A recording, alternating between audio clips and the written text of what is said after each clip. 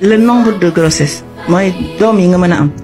ñu bari dañ jàppoon ne bu njëkk information boobu lañ doon jàllale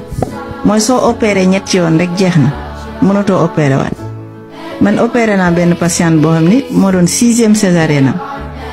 te mi ngi na la ci jàmm maa ngi koy tooñ sa naan ko kañ la beneen bi di ñëw donc nombre de césariennes yi peut-être am na limite peut-être au maximum mënoo am plus de 7 césariennes mais mën nga am benn césarienne ñaari césarienne ñu conseillé la nga arrêté xam nga ñun fan la ñu wutee tubaab yi dañoo gën a maandu nan la ñu gënee maandu mooy par exemple yow da ngay dem ci sa mbokku sage-femme da ngay am benn césarienne xam nga boo defee césarienne dañ lay wax ne la da nga war a noppaliku lu mu bon 1 an et demi 2 ans nga doog a amaat beneen doom bokk la koo xam ne day wasin booy wasin normal booy am doom chaque année mën na bañ a andi problème mais sooy opéré xam nga loo xam da nga ko xar génne doom ji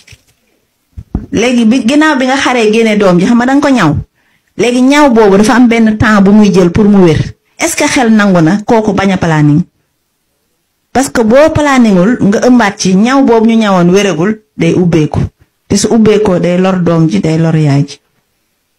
donc dañ lay wax ne la reposer tel nombre de temps des fois nag sa mbokk yi ne la non boo césarienne 5 ans nga war a toog loolu du dëgg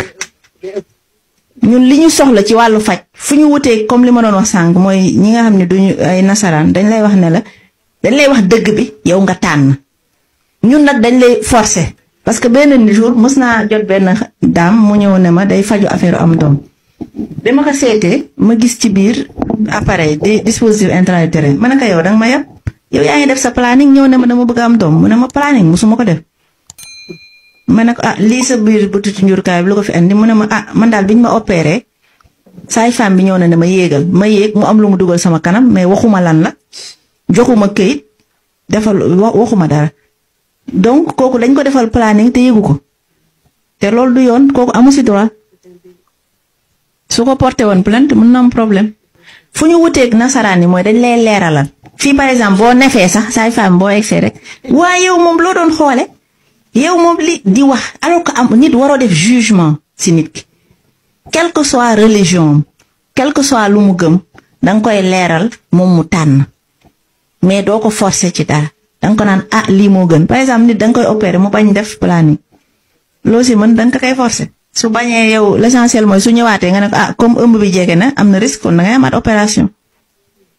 xam nga leeral ko mais nit kenn du ko forcer ci dara